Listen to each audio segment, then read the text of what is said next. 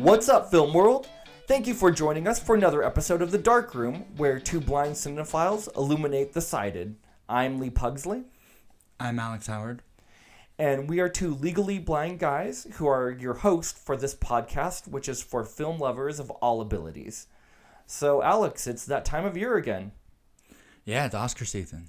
Which is like our Super Bowl, so this is always such an exciting time.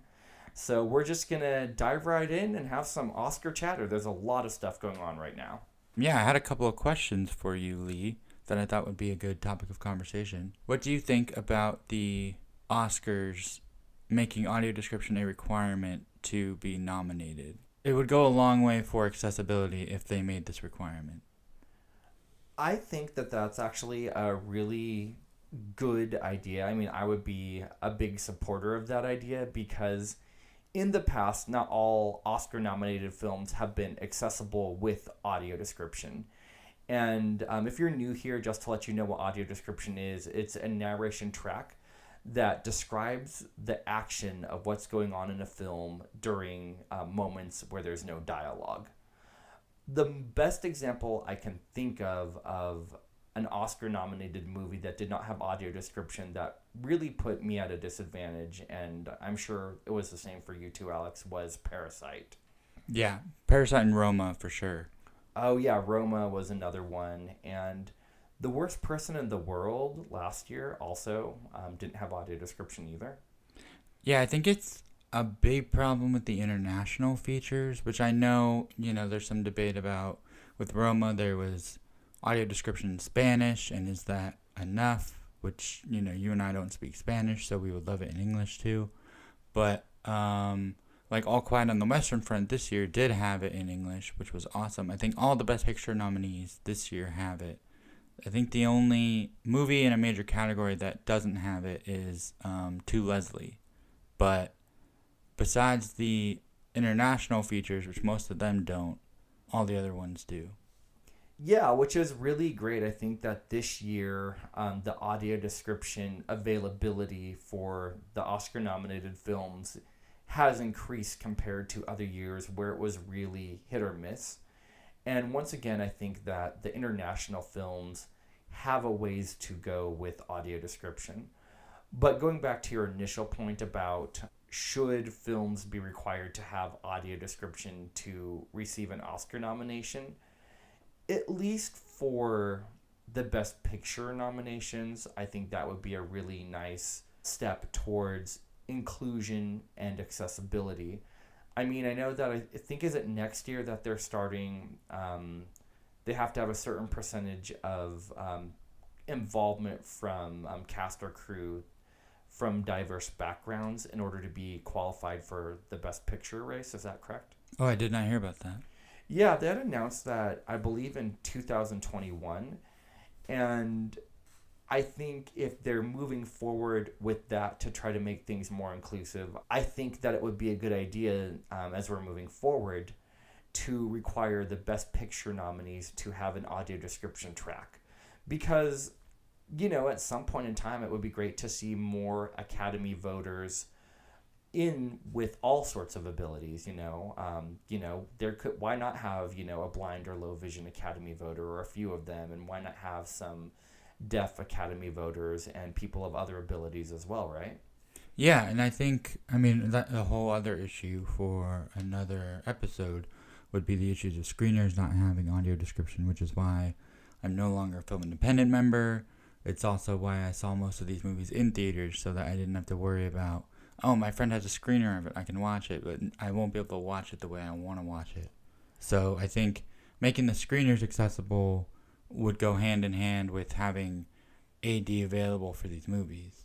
Someone in the forum that we're a part of was talking about, I think he said SAG does offer AD with some of their screeners, but I'm not 100% sure on that.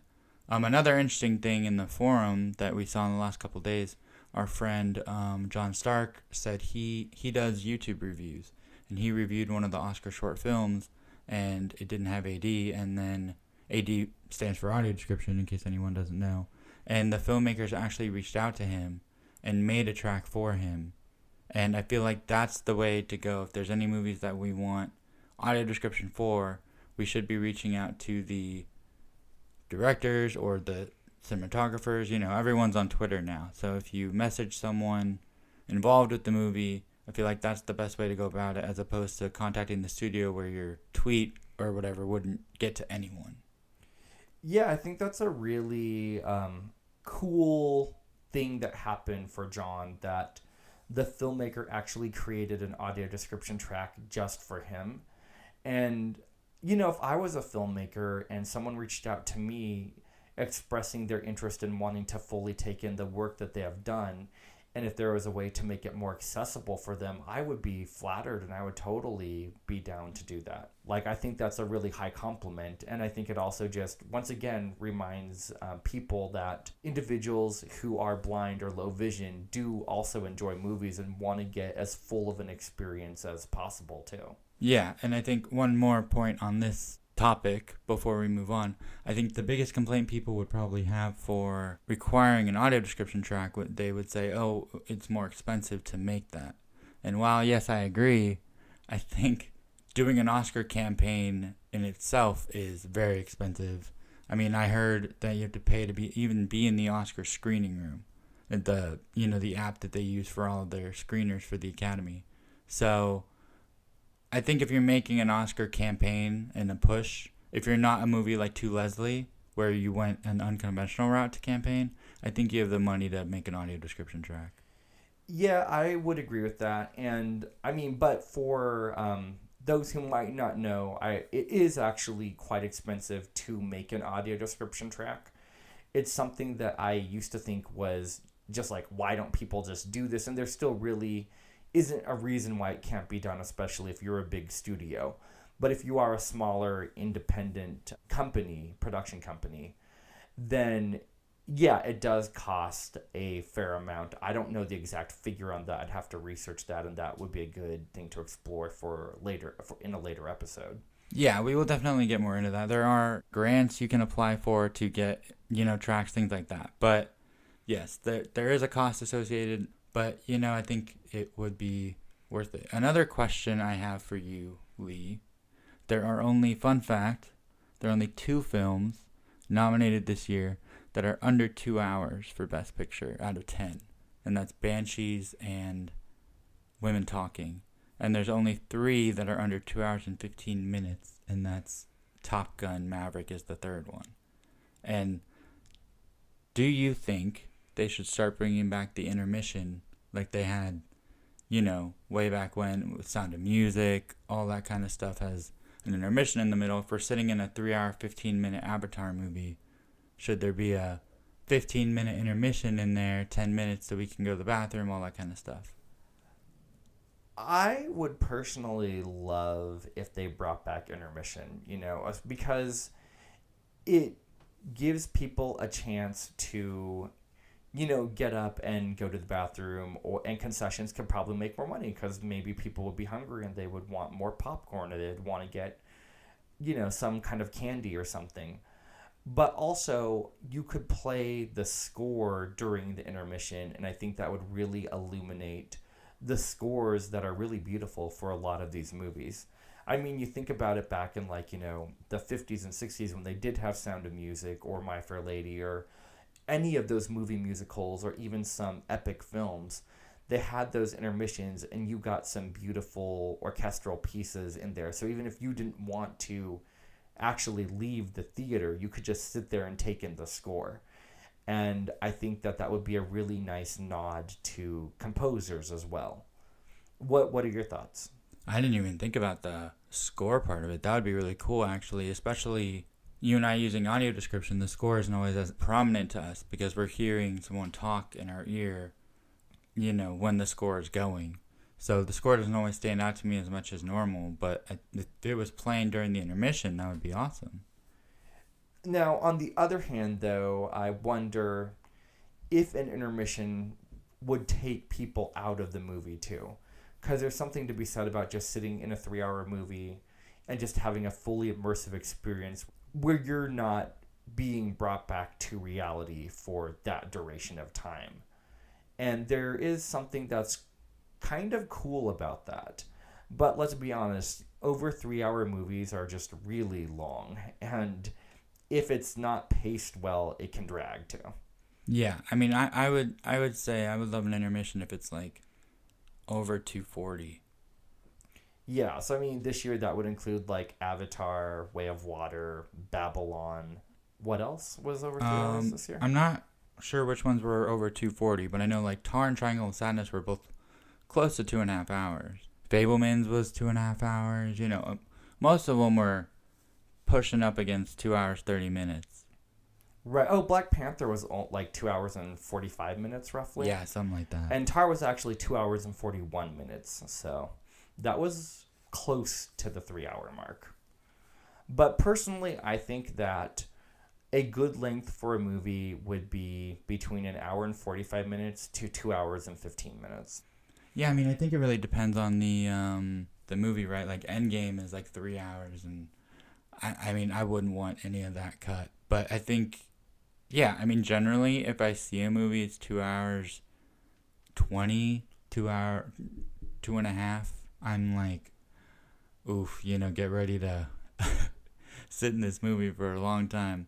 But I mean, I'm used to now, go to the bathroom during the trailers, right before the movie starts.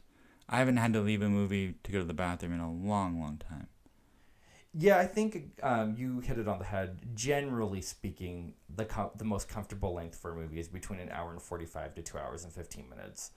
Obviously, there are exceptions to that rule depending on the story that you're telling. But if you're going to tell a story that's, over 2.5 hours, it better punch and it better move forward. Yeah, I completely agree. Yeah, I hope if your movie's over 2 hours 15 minutes, I hope pacing isn't an issue because it's gonna feel real long. And let's be honest, there are a fair amount of movies that you really feel the pacing. So, yeah. A question for you though, Alex, is out of the Best Picture nominees from this year, which one of them was your favorite audio description track? And once again, as a reminder, it was All Quiet on the Western Front, Avatar: Way of Water, Banshees of Inisherin, Elvis, Everything Everywhere All at Once, Fablemans, Tar, Top Gun Maverick, Triangle of Sadness, and Women Talking. I mean, I think my go-to is Everything Everywhere. I feel like I don't remember the other tracks that much, but I mean, that just goes to show how good they are because it just blended in with the movie. But I think almost purely because Everything Everywhere, the track was so necessary for me to enjoy it, I think that's the one that stands out to me. Yeah, I would actually agree with that because I think if there is a movie from this list that you actually need an audio description track for, if you're blind or low vision, to fully take in, it is Everything Everywhere All at Once. Some of the other movies, you would miss things for sure, but you could still follow decently what's going on. But because there's so much with the multiverse stuff in Everything Everywhere, that audio description track was really needed. And I thought they did a really good job with it too, of describing where you were, and it made it really easy for me to keep track of the timelines, where if I didn't have that, I would be so confused. Yeah, and same with Avatar as well. I actually went to see Avatar: The Way of Water the first time, and it wasn't working, the AD track, and I was like, well, I bought my popcorn already, so I'm going to finish my popcorn, and then I'll probably leave. So I left after about 20 or 30 minutes, just because I figured, why am I going to sit here for a 3-hour movie and not get the full experience? Like, I'll come back another day and, really get the what's going on, because I don't want to waste my time. Yeah, that was really smart. And I know that we had talked about this before, but I remember when I went to Avengers Endgame, the audio description track did not work for me in the theater, and they brought me 2 new devices that were programmed on a different channel, and none of the 4 devices they brought me for the audio description track worked. So I was basically sitting there after missing the first 20 minutes of the movie to go to the lobby and exchange that box. I was sitting there for 3 hours just trying to figure out what was going on. I mean, I got the gist of it, but there's definitely things I missed. And then I went back like a week later to watch it again. and the audio description track still didn't work. And I was like, okay, here we go. Another 3 hours without AD. Let's go. So that was a bit frustrating. Yeah, and I think we will definitely do an episode where we rewatch that together with audio description because it's awesome. And we'll get your thoughts before and after. But I think in terms of the Oscars, I actually did watch To Leslie without it. I was trying to watch with a friend and he couldn't come, and I was like, all right, well, I'm just gonna watch it then. Because if it doesn't have audio description, I prefer to watch with someone so I can ask questions. But this was my first time watching something without AD by myself in a long, long time, and it was kind of tough. I mean, especially with a small movie like that. There are times where she's an alcoholic in the movie. Andrea Riseborough plays an alcoholic. She's really great in it. I completely think she deserved this nomination. But there were times where, she's by herself. She's doing something. She's grabbing something. And I kind of just assumed whatever they were showing her grabbing was probably alcohol a lot of the time. But there were several moments in the movie where I was like, I do not know what they're cutting away to because I can't see what it is. Yeah, I wish that movie had, and I haven't watched To Leslie yet, but I plan to before the Oscars. And I wish that they had an AD track for that. And it's interesting when you say that, like, you kind of have to assume what's going on. There's a lot of assuming that happens when an audio description track isn't provided or it's not working.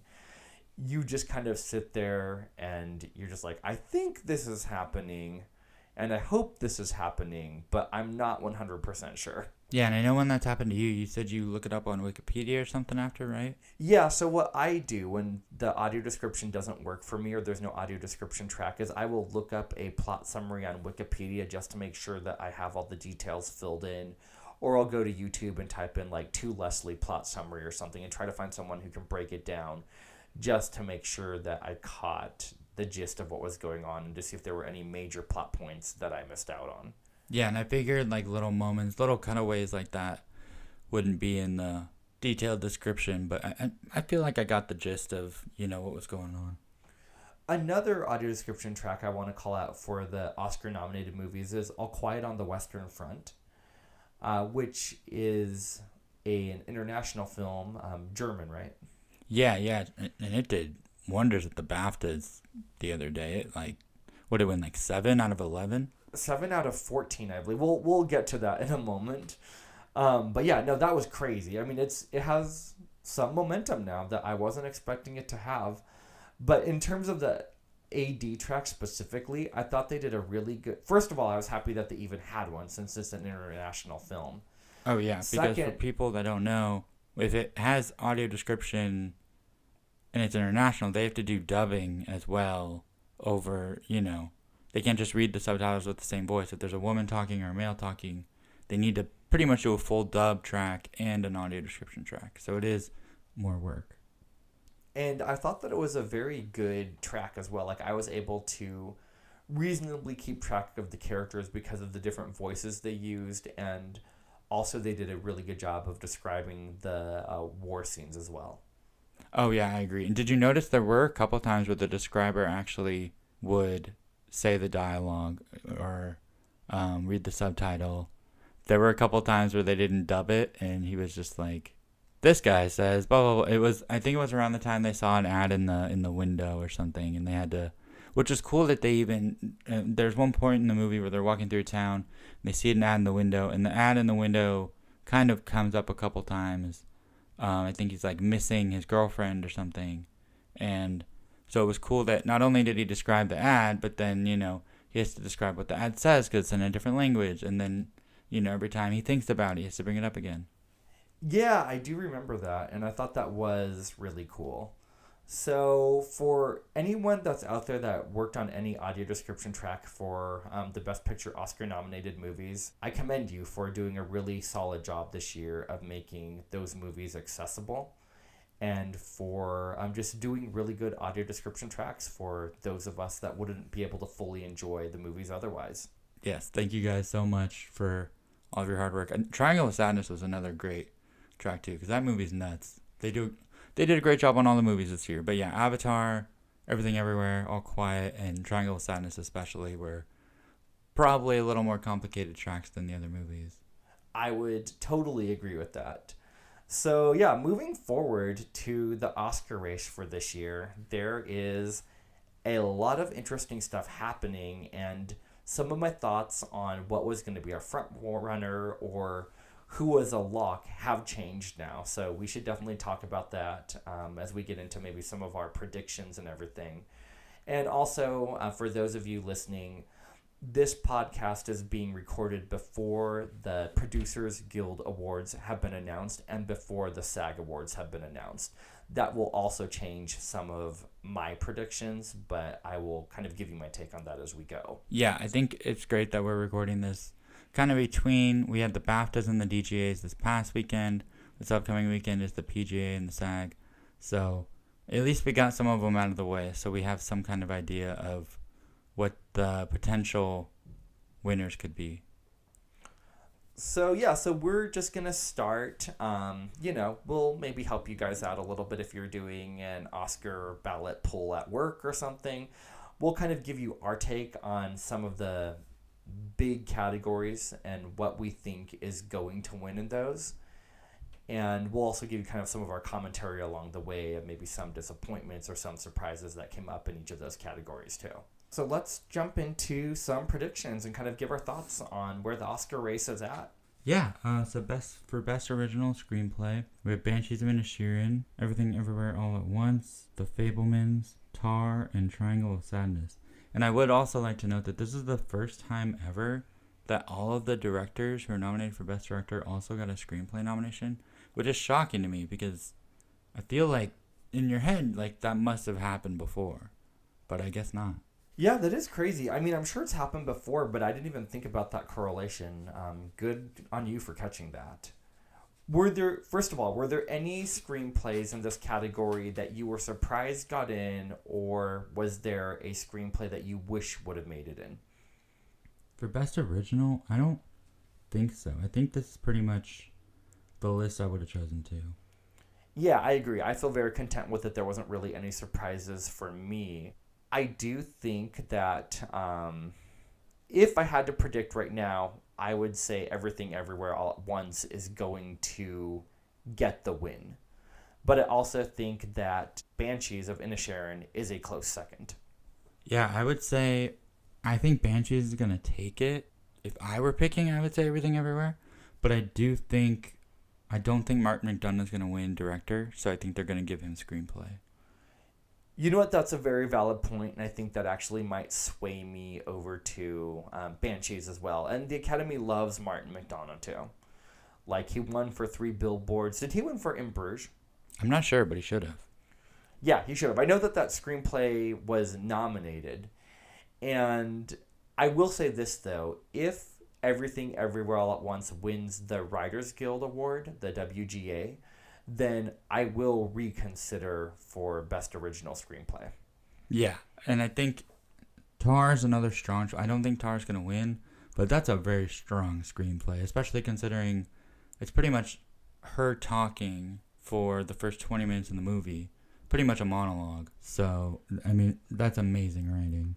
I mean, in my personal ranking, I would put Banshees, Tar, Everything Everywhere at Once. I think that those would be my top 3, but Everything Everywhere would be number 3. Yeah. What do you want to win, though? I would say either Tar or Everything Everywhere. I think with a rewatch of Banshees, I might feel differently. But I don't know. I don't have much desire to rewatch that movie. It didn't grab me like it does some people. It's crazy because I find people either really love it or kind of like whatever about it.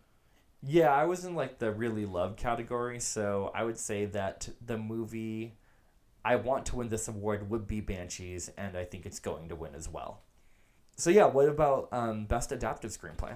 So for Best Adapted, we have All Quiet on the Western Front, Glass Onion, Living, Top Gun Maverick, and Women Talking, which is funny because I think, All Quiet's actually based on a book, but Knives Out is only adapted because it's a sequel.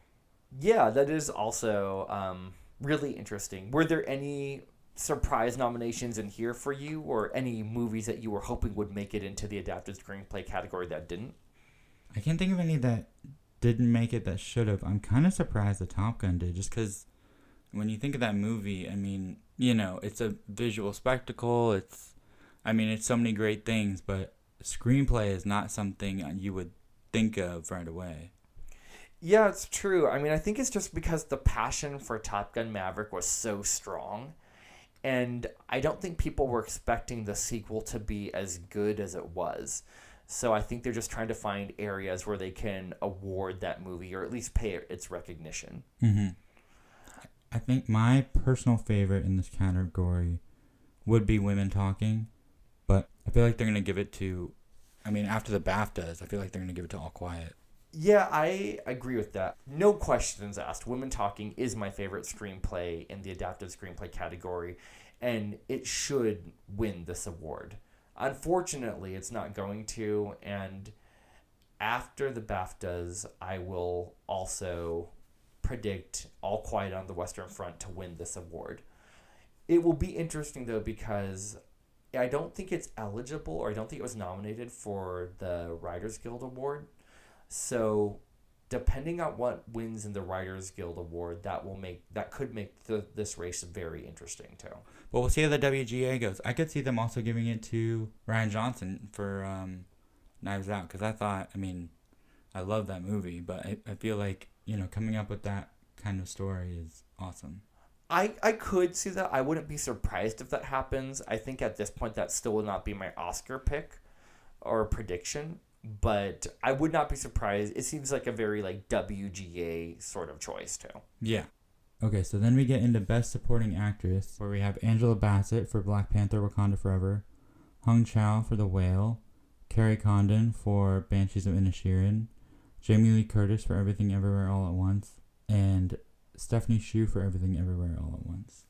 For me, I was very happy to see Hung Chow got in there, because I loved her in The Whale. She was also great in The Menu. And I also think I was very happy to see Stephanie Hsu in there as well, because she was awesome in Everything Everywhere. And she kind of had a late awards push to get an Oscar nomination, because she wasn't at the front of the race, a couple months ago. Yeah, that's true. I was really happy to see Stephanie Hsu in there. And actually, if I could vote for a winner, I would love to see Stephanie win. I completely agree. I do think she did have the Best Supporting Actress performance of the year. The range she shows in that movie is so good. I will say this, though, too. I was so disappointed that none of the women from Women Talking were nominated in this category. And I'm sure it's because they split votes, because it's such a strong ensemble, they didn't know who to nominate. But I'm like, come on, throw someone a bone there, Yeah. I agree. I'm shocked that didn't get any acting nominations. Yeah, but I think you're right. It's because it's such a big variety of a cast. Okay, so now the real question is, Alex, who are you predicting to win the Oscar at this point? So I know Carrie Condon won the BAFTAs, but I think Angela Bassett is still going to take Best Supporting. She's won everything else already besides BAFTA, and I feel like, correct me if I'm wrong, but I feel like the BAFTAs are more influenced if you are not American. Isn't Carrie Condon, she's not British, isn't she Irish? Yeah, she is. The BAFTAs usually do go for, their home field players, for sure. And they do make some more interesting choices. However, oftentimes they are very indicative of who will win the Oscar as well. So here's what I would say about... So Angela Bassett has won the Golden Globe and the Critics' Choice Award. Carrie Condon has won the BAFTA. I think what will be a very big tell is who wins SAG. Obviously, by the time this episode goes up, we'll know who wins SAG. But if Carrie Condon wins SAG and Angela Bassett does not, then I will be very tempted to switch my prediction over to Carrie Condon.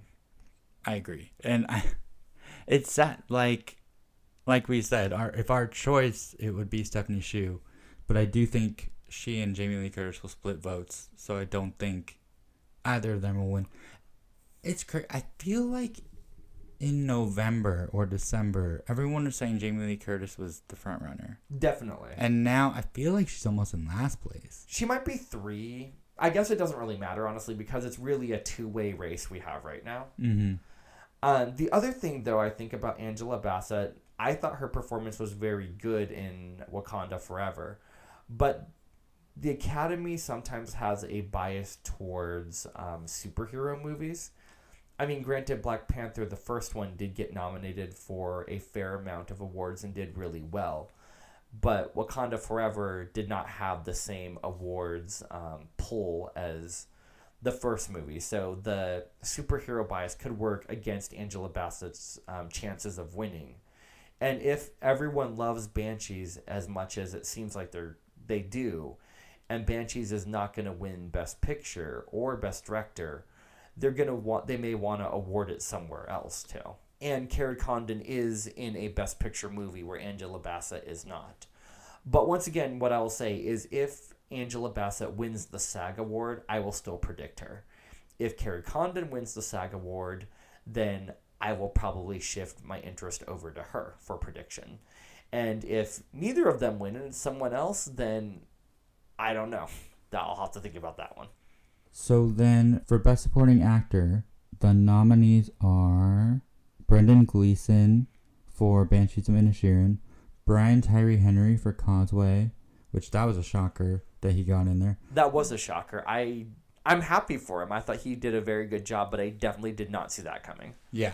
No, I thought that movie was way too small to get that kind of recognition. Judd Hirsch for The Fabelmans, Barry Keoghan for Banshees of Inisherin, and Ke-Huy Quan for Everything Everywhere All at Once. So I think that even despite what happened with the BAFTA awards, with the award for Barry Keoghan, I think that Ke-Huy Quan is a lock for this category. I don't really see any discussion beyond that. He's the one that I want to win. He's the one that I think is going to win. He has a little bit of a comeback story. He's been so charming and likable in all of his speeches and playing the awards campaign, and I do think that he's going to win. I completely agree. Yeah, I think if there's any category that's a sure thing, I think it's this one. I will be shocked if he doesn't get in. I think, yeah, once again, Brendan Gleeson and Barry Keoghan will split votes, but I do think that Ke-Huy Quan deserves it and will get it. And I think that out of the acting categories, this is actually the only acting category that is locked. I think there's other variables in the other categories that could have set. Yeah. Or could surprise.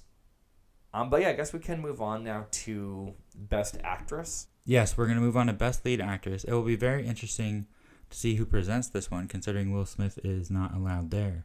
So the nominees are Cate Blanchett for Tar, Ana de Armas for Blonde, Andrea Riseborough for To Leslie, Michelle Williams for The Fabelmans, and Michelle Yeoh for Everything Everywhere All at Once. So, first commentary, before we get into predictions on this, I love Michelle Williams, and I want her to win an Oscar at some point. I think she's fantastic, and I think that she doesn't get enough praise for the work she does oftentimes. But I was really surprised that she showed up in this category. I think that it is more of a supporting actress role, and I'm just surprised that she was able to get the nomination over Danielle Detweiler and Till or Viola Davis in The Woman King. Yeah, I think Viola Davis and Danielle Detweiler should have been in this category. Cate Blanchett is a force to reckon with this year with that performance. And it's possibly, arguably, her career best performance as well. Yeah. And she's never bad either, but this is just like on another level of creating dimensional character in so many different ways. Regardless of who wins the SAG award, I think that this is Cate Blanchett's race to lose. I completely agree. And yeah, the Golden Globes are interesting because they have the comedy category and the drama category. So Cate Blanchett won the drama and Michelle Yeoh won the comedy. Yeah, and if I'm being honest, I would love to see Michelle Yeoh win. If I was an Academy voter, I would probably vote for Michelle Yeoh just because I don't know, honestly, if she's going to get another chance to have an Oscar nomination. I would love to believe that, but you just never know. Where we know that Cate Blanchett's going to be back. Yeah. I mean, I think who will win will probably be Cate Blanchett. But like we said, depending on SAG, it could shake things up. So that'll be very interesting this weekend to see who takes it. So then for Best Lead Actor, we have Austin Butler for Elvis, Colin Farrell for The Banshees of Inisherin, Brendan Fraser for The Whale, Paul Mescal for Aftersun, and Bill Nye for Living. So first of all, do you like this lineup? Were there any surprises, or was there anything that you wanted to see that, any actor that you wanted to see in here that didn't make it in? I couldn't tell you anyone that didn't make it in, but I'm surprised that Paul Mescal for Aftersun got in. I kept hearing whispers that like he might get in, so I went and saw it at AMC before it left. I think I went to like the last showtime or something.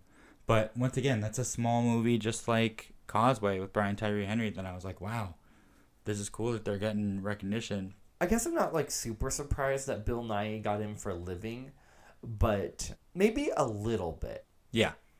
And just because I think that's such a small movie that I didn't expect him to pull through.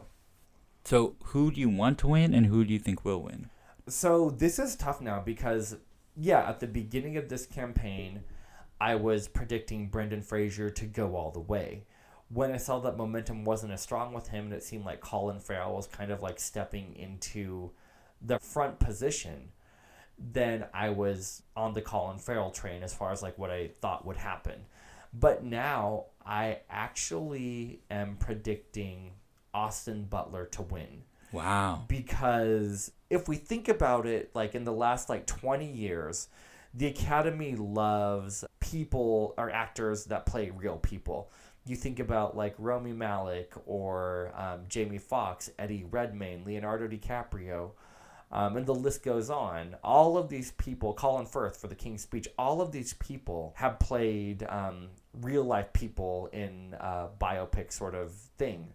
And so I think for that reason, there's a lot of love. Austin Butler did have a transformative performance. And I think that really, the Academy loves, transformative performances. Like take, once again, another example, Gary Oldman in The Darkest Hour. And then Elvis does seem to have a lot more love than I was expecting. I mean, it won like the Hair and Makeup Guild. It won costumes and hair and makeup at the BAFTAs. And oftentimes, hair and makeup can go with the transformation of the actor that portrays that character. Take, last year, The Eyes of Tammy Faye, Jessica Chastain, and the hair and makeup went hand in hand. So I do think that Austin Butler is, I think that he's going to do it, honestly. It will be very telling to see who wins at SAG. And I actually think that Austin Butler has a chance to win the SAG award as well. Wow. I wouldn't be surprised if Brendan Fraser won SAG, but even beyond that, BAFTA has a very good track record for predicting Best Actor for like the past 10 years or more. So yeah, I'm on the Austin Butler train for who I think will win. Now, who do I want to win? I think that Brendan Fraser would be my pick. I thought his performance was the most moving and spellbinding performance of this acting category. And I would love to see him win. Unfortunately, I just think that The Whale is too much of a divisive and controversial movie now. People didn't seem fully on board with it, where a lot more people seem engaged with Elvis. So I'm curious to hear your thoughts on all of this and who you think is going to win. I'm going to stick on the Brendan Fraser train. I think he's been the name. That was the reason to see The Whale, was his performance. And I think his comeback story, just like Ke Huy Quan, he's been missing from Hollywood for so long, and he's just so nice in all of his interviews. And I also think Austin Butler's so young that like he'll be back. And I think the Academy, I don't know that Brendan Fraser will be back again. Like, not that he's old, but I don't know that he's going to get the chance to do something like this again. And so I think they're going to honor Brendan Fraser. But I mean, I'm almost agreeing with you. You made some very good points, but I think Brendan Fraser will pull it off. I mean, yeah, Austin Butler's going to be in Dune Part 2. He's still trying to roll off that Elvis voice, too. Yeah, I mean, I don't know. That was like a little weird, and I feel like I thought that was actually going to hurt him for a while, but I think he's coming back up into the front runner position now. Okay, so I have a question for you. It's a blind question, which is great because it's a blind podcast. Exactly. Okay, bring it on. I heard someone talking about Brendan Fraser's performance, and they said his performance is all in the eyes. And I was like, okay, I can appreciate he's good, but I couldn't see his eyes that well. And I don't know how to explain, like, I know it was a good performance, but him communicating with his eyes, there were maybe a couple scenes where it was zoomed in where I could see that, but I mean, if it's a wide shot or generally, it's hard for me to see his eyes. So how do you know when a performance is good with low vision? That's a really great question. And I know I'm just asking. I didn't even tell you I was going to ask you this. I'm just asking you. No, it's good. It's good. These impromptu moments are great. So it's interesting because I cannot, unless the eyes are zoomed in very close, I can't really see the eyes either.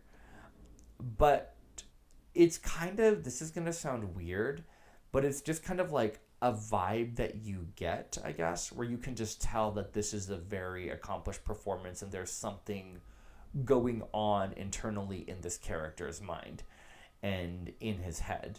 And even if you're not visually seeing it, it's kind of like you can almost just sense it based on all the other context clues of what's going on.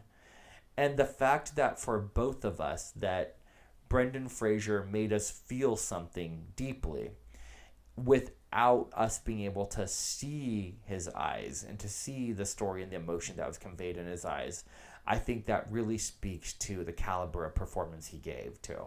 I think sometimes too what can help cue us into performance is when the audio description says, you know, he has a solemn look in his eyes, or he takes a long glance into the mirror, or something to the things like that, where it's like, even though we can't necessarily see those specific looks in detail, just them kind of giving us that context clue, building upon what we're already feeling, adds to us knowing this is a very solid performance. I want him to win. The thing, though, that makes me hesitant to predict him still is the comeback story, because if Ke Huy Quan has a comeback story also, which he does, the Academy may not want to vote for two people with comeback stories.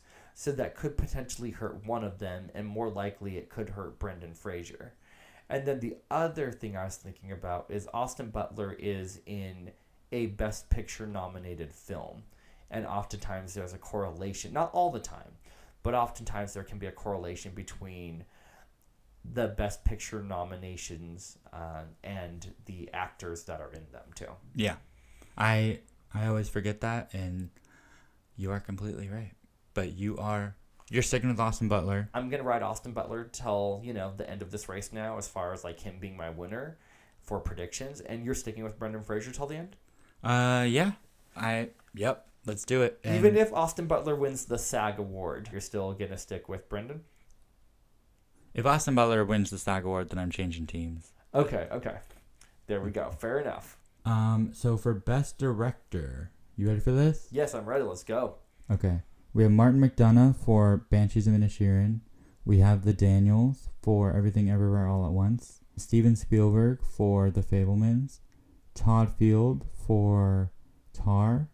And Ruben, I am not even going to try. Ruben Ostlund for Triangle of Sadness, which I think that last one is kind of a surprise. I think people thought that Kaczynski for Top Gun Maverick was going to get in. Yeah, I thought that he was going to get in for Top Gun Maverick. Also, I would have loved Sarah Polley getting in for Women Talking. I completely agree, yeah. Like, that was just such a well-directed movie, and even though it may be a little more understated in its presentation, the direction for that movie was excellent. So my prediction for this category is the Daniels winning for Everything Everywhere, especially because they won the DGA. Although it did kind of throw me off that they didn't win the BAFTA award. Like, I did not see that one coming at all. Yeah, I think if you had asked me last week, I would have said Steven Spielberg. I do think it's between Steven Spielberg or The Daniels. I do think the Daniels will ultimately pull it off, but I think that, yeah, I mean, Steven Spielberg could still win. Martin McDonagh could still win. I think whoever wins this one, this is probably pushing it, will win picture. Okay, so if you had to rank, like, we know that the race is between Steven Spielberg, Martin McDonagh, and the Daniels. How would you rank those? In what order do you think that they would go in, like, of probability? I think the Daniels is number 1, Steven Spielberg is number 2, and Martin McDonagh is number 3. I think the only reason Martin McDonagh is 3 is because I think he's going to get screenplay. That's a fair statement, or fair assessment. I think that I would actually put the Daniels at 1, but Martin McDonagh at 2, and then Steven Spielberg at 3. Because I just feel like the conversations around the Fabelmans have died. It's just not... I don't know, have you heard conversations about the Fabelmans recently? No, not really. So I feel like it just seems like there's a lot more love for Banshees right now than there is for the Fabelmans. But kind of based on last year with Kenneth Branagh, well, I guess that was a screenplay award. But he got, the award for Belfast, which was a very personal project for him, and he directed that. In the same way, I could see them awarding Spielberg for his personal story as well. Plus, he's coming off of the heels of West Side Story last year. So Spielberg is kind of fresh in people's minds. And, he's just like one of those like juggernauts of Hollywood that's been around for years and has made some of the most iconic movies of all time and probably inspired a lot of these directors in different ways along the way, too. So I don't count Spielberg out, but I do think that he's number 3. I would agree with that. And I think, well, I know I have Spielberg too, but I think we're both in agreement that the Daniels right now are in position to take it. And I think they should take it too. They're the ones I want to win. Okay, so let's move on to the fun one, Best Picture. Once again, the nominees are All Quiet on the Western Front, Avatar, Banshees of Inisherin, Elvis, Everything Everywhere All at Once, The Fabelmans, Tar, Triangle of Sadness, Top Gun Maverick, and Women Talking. So this race, I don't think it's as much of a lock as I was expecting it to be. No, I think it's pretty close. So so tell me your thoughts on how you're analyzing the Best Picture race at this point in time, and what do you think is in the number 1, 2, and 3 position right now? So I want Everything Everywhere. That was my favorite movie of the year, and I would like that to win. I do think Everything Everywhere All at Once is in position to win. I think Banshees is close. I think All Quiet is kind of close, mostly because it won so many BAFTAs. If you had asked me last week, I wouldn't have said that was close. But I also think Fabelmans is close too. But I think Banshees and Everything Everywhere are probably the 2 that are racing right now. That's all very valid, and I definitely see where you're coming from with that. That's a great way of saying I disagree. I mean, no, it's just like there's just other things that I guess I'm considering too. So I don't disagree, but I guess I have other things in like second and third maybe. Before I get into my Best Picture commentary, I'll just put this out there, and you guys all know by now that I love Women Talking. So what would be my vote for what I think should win is Women Talking. Unfortunately, that's probably in the 9th or 10th spot on the preferential ballot. I would love to see that win as well. But yeah, I think it's, number 9 or 10. I think that Women Talking and Triangle of Sadness are at the bottom of the pack right now, and probably interchangeable in the 9 or 10 spot. Mm-hmm. So I think that Everything Everywhere is still in the first position in the front runner to win this category. However, there's also been some talk lately about just how some people think that it's getting too much praise, or it's being too overhyped, or getting too many accolades, kind of like a whole La La Land situation. So it did peak, and I think people are starting to ever so slightly get a little fatigued by it. But also, I think that Everything Everywhere, while the people that like this movie are very passionate, there are also people that just didn't get it, There's people that, watched it and they're like, it was just too out there and absurd for me. But there's enough people that are on board with it that I still think it has the most momentum. I actually think that, I don't know if this is number 2 or 3. I actually think that Top Gun Maverick could come up. I think that it's had a lot more buzz lately, especially after the Oscar luncheon where Steven Spielberg basically told Tom Cruise that he like brought people back to the movies and saved the movie going experience. And then, you just see Tom Cruise all around now. And I don't know. I just feel like there's a lot of love that's coming back for Top Gun Maverick. Now, what will be very indicative of this is who wins the PGA and who wins Best Acting Ensemble. If Top Gun Maverick wins the PGA, the Producers Guild, then we have to, believe that there's a lot of passion for that movie going around. Once again, I think that it's, still an underdog by all means, but I don't know, have you noticed that though, that there's a lot more buzz coming back for Top Gun? Yeah, so I've actually noticed it a lot throughout the season. I mean, I watched the FYC with Perry Nemiroff and Jeff Snyder and they've been singing Top Gun Maverick's praises through the whole season, but I mean, a lot of their predictions, I mean, they wanted Tom Cruise for Best Actor, all that didn't pan out, which I didn't think that was going to happen. I never thought that was going to pan out, yeah. No, but I think there's a very real possibility that Top Gun could win Best Picture, especially like it did bring a lot of people back to the movies. They waited, gave it a theatrical release, but my question to you is, do you think it would win any other awards besides Best Picture? Because isn't that strange to have it win nothing else? I mean, if it wins Best Sound, I think the front runners for Best Sound would be between Top Gun Maverick and All Quiet on the Western Front. And between those two, I'm not 100% sure. I think both of them have excellent sound. But we would know. We would know because we know sound really well because we rely on it for everything. So, but yeah, Top Gun Maverick I think could win sound, and then the other one that could be very telling that people are predicting, I'm not necessarily sold on this 100% yet, is if Top Gun Maverick wins Best Film Editing, oftentimes Best Picture correlates with film editing as well. That's right, I forgot about that. Yeah, they usually go hand in hand, right? Yeah, so on Oscar night, if I'm watching and Top Gun Maverick wins film editing, I will be like, oh, it actually has a chance now to win Best Picture.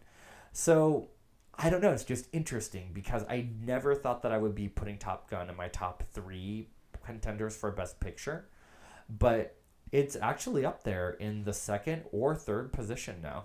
And, coming out of the pandemic still, people might just want a movie that's like fun and uplifting, and it might just be one of those CODA situations where it's just peaking at exactly the right time, right before voting closes. So for me, I would put Everything Everywhere at 1, Banshees at 2, and Top Gun at 3, and probably Fabelmans at 4. What do you think? I would say I would do Everything Everywhere at 1, Top Gun at 2, Banshees at 3, All Quiet on the Western Front at 4, and The Fabelmans at 5. That's right, yeah. I think I would put All Quiet at 5, but I wouldn't be surprised at any of those. I feel like this is the closest Best Picture race we've had in a while. Yeah, and it's not as locked as I thought it was going to be. Because initially I just thought Everything Everywhere is going to take it, no questions asked. But now I'm not 100% sure on that anymore. That's very interesting. Yeah, it's going to be a fun race, though. Yeah, no, it definitely will be. And so you think that Banshees could walk away? It has 4 acting nominations: Best Director, Best Picture, Best Screenplay. It could walk away with just Best Screenplay? I do think that's possible. I mean, look at a few years ago, The Irishman got 10 nominations and it walked away empty-handed.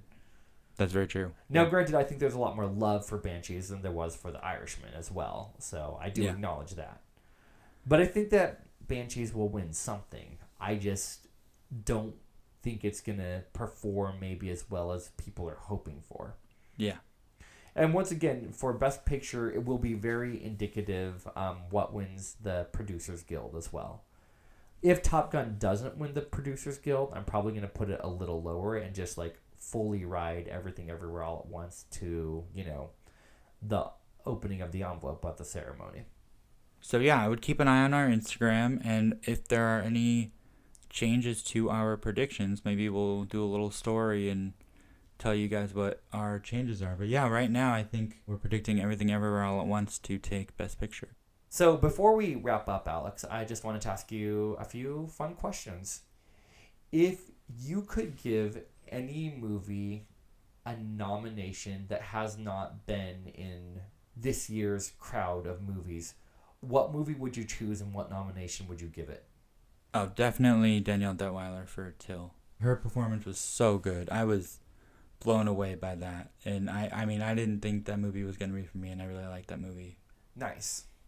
What about you? I would go with Michael Abel's score for Nope. I love that score, and I don't know why it wasn't in the Best Original Score category. Because it should have been. And then if you... Is the Batman up for score? No, it's not up for score. Oh, that one too. Yeah, that was... Wait, is that up for score? I don't think it is. I don't think it is either, actually. Yeah, you're right. And then next question. What is the win at this year's Oscars that you want to happen the most? Regardless of prediction, just that you personally want. What would your personal moment of joy win be? Probably Ke Huy Quan for Everything Everywhere. I would say Everything Everywhere for Best Picture, but I think that's a little too much to ask. I want to see the little kid from Indiana Jones go up and get an Oscar and see him, bubbling with joy and thanking Steven Spielberg, who hired him on The Goonies and Indiana Jones. I think that'd be really, really cool. Totally support that. What about you? So, interestingly enough, what I would love to see is Mrs. Harris Goes to Paris win for Best Costumes, because I think that those costumes are phenomenal. Oh, nice. See, that's the one that I still need to see, because I've seen everything in screenplay, everything in actor, director, picture. I've not seen Mrs. Harris Goes to Paris, and I've not seen The Sea Beast. Yeah, which I have seen The Sea Beast and Mrs. Harris Goes to Paris, but I haven't seen To Leslie and Blonde, so I need to get on those. But at least between us collectively, we've seen all of the movies. Yeah. At least all the ones that are English language, yeah. And then, any other final thoughts on any Oscar predictions or just Oscars in general that we haven't talked about so far? I don't think so. Like I said, keep an eye on Instagram. And I think we got some mail that we wanted to talk about real quick, too. Oh, yeah. So my friend Matt Lauterbach, he works for All Senses Go. That's his company. Emailed us and told us he really enjoys the podcast. And I used to do consulting with him. He hasn't hit me up in a while, but I consulted on Sundance Film Festival for... I think I did the virtual and the in-person for a couple of years. But basically, like the signage. So since I'm low vision and colors play a big part in what I can see and what I can't see. So companies go to him and ask him, hey, do you know anyone blind or low vision who you can show these to and get their thoughts and come back to us? So yeah, he came to me and a couple of other people and asked for our thoughts. And so that was really cool to work with him on a couple projects. I think I did the SF Film Festival and a couple of other things. So hopefully we will have something with him in the future involved in one of the episodes. Yeah, that would be awesome. Yeah, it was really cool that he had reached out to us, and hopefully we'll be getting some other people that have questions will feel comfortable to email us, which you can always email us at darkroomfilmcast@gmail.com. And feel free to ask us anything. And if there's any conversation topics that you want us to cover, bring those up too.